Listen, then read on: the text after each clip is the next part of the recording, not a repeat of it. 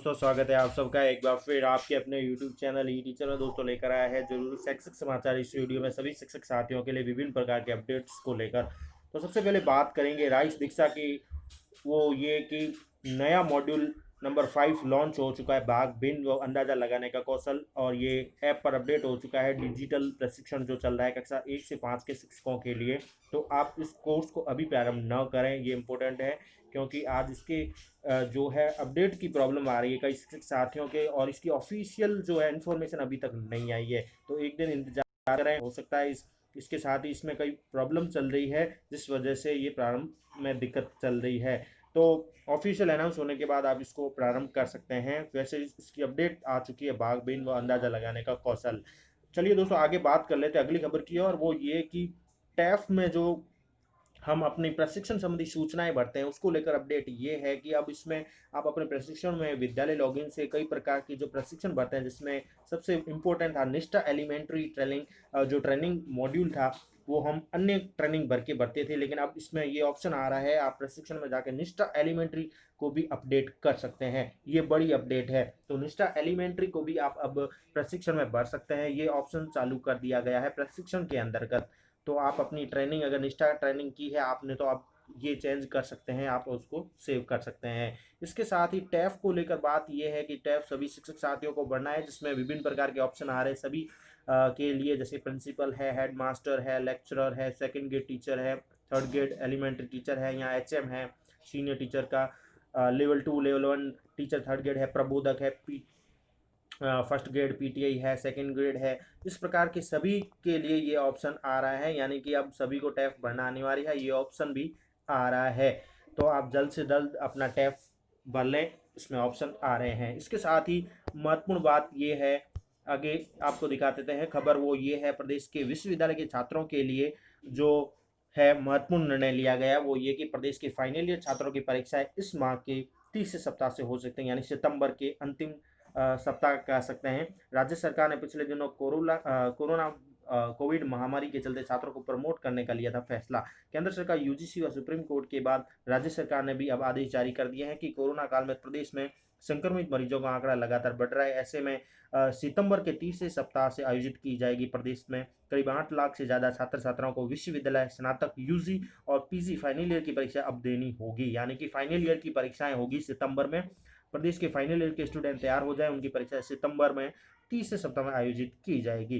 केंद्र सरकार, विश्वविद्यालय यूजीसी जो है, उन्होंने सुप्रीम कोर्ट के आदेश के बाद राज्य सरकार ने भी इस प्रकार के आदेश जारी कर दिए हैं। यूजी प्रथम वर्ष व द्वितीय वर्ष के छात्रों के साथ ही पीजी प्री के विद्यार्थियों को आगामी कक्षा में प्रमोट कर दिया जाएगा।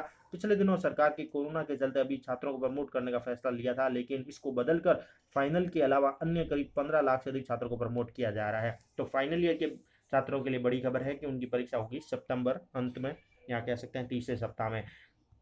इसके साथ ही खबर है, मुख्यमंत्री अशोक गहलोत ने लिया है महत्वपूर्ण निर्णय अपने कैबिनेट बैठक में, जिसमें सबसे बड़ा निर्णय लिया है उन्होंने कनिष्ठ लिपिक भर्ती 2018 के रिक्त पदों को भरने को लेकर। तो मुख्यमंत्री अशोक गहलोत ने कोविड-19 महामारी के बीच आर्थिक संकट और रोजगार के जो संकट चल रहे उसकी विषम परिस्थितियों को ध्यान में रखते हुए कनिष्ठ लिपिक भर्ती 2018 के विज्ञापित पदों में से रिक्त पदों पर भर्ती करने का निर्णय लिया गया है, जिसमें सामान्य व अन्य पिछड़ा वर्ग ओबीसी श्रेणी के विज्ञापित पदों से कम पदों पर भर्ती होने के कारण ये पद रिक्त रह गए थे।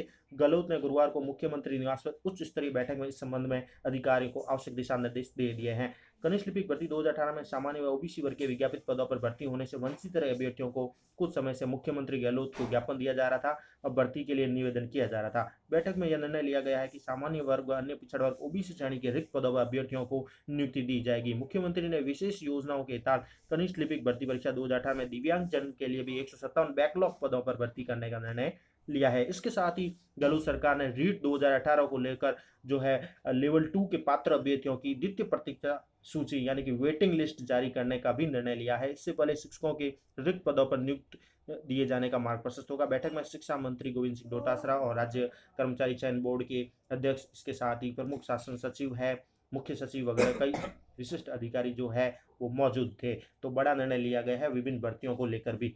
इसके साथ ही खबर है दोस्तों, श्रमिकों के लिए गहलोत सरकार ने लिए है बड़े फैसले, जिसमें आईएएस आरएएस जैसी परीक्षाओं के लिए मिलेगी आर्थिक सहायता। लॉकडाउन के बाद श्रमिक जो है उनकी परिस्थिति काफ़ी खराब है। ऐसे में गहलोत सरकार ने बड़े फैसले लिए हैं, जिसमें उनके बच्चों के लिए जो है अगर वो IAS और IARS जैसी बड़ी परीक्षाओं में पास होते हैं तो उनको आर्थिक मदद दी जाएगी। तो बच्चों के भविष्य को वित्तीय सुरक्षा प्रदान करने के लिए महत्वपूर्ण घोषणाएं की है, जिसमें श्रम मंत्री ने कहा है कि 4 अक्टूबर को आयोजित होने वाली IAS प्री परीक्षा में उत्तीर्ण होने वाले श्रमिकों के बच्चे को मुख्य परीक्षा की तैयारी के लिए 1 लाख रुपए की आर्थिक मदद दी जाएगी। वहीं RS प्री जैसी परीक्षा पास होने वाले श्रमिक के बालक बालिकाओं को 50,000 रुपए की सहायता प्रदान की जाएगी। वहीं मजदूर के बच्चों को IIT IIM जैसे बड़े संस्थान में दाखिला होने पर 50% फीस का भुगतान किया जाएगा। तो ये बड़ा निर्णय लिया गया है श्रमिक बच्चों के लिए। इसके साथ ही खबर है दोस्तों रीट भर्ती को लेकर, जो लंबे समय से इंतजार कर रहे हैं अभ्यर्थी। 31,000 पदों को लेकर होगा रीट एग्जाम। शिक्षक भर्ती 2018 लेवल प्रथम व द्वितीय में शेष रही पदों पर वेटिंग लिस्ट निकालने का भी निर्णय हो चुका है।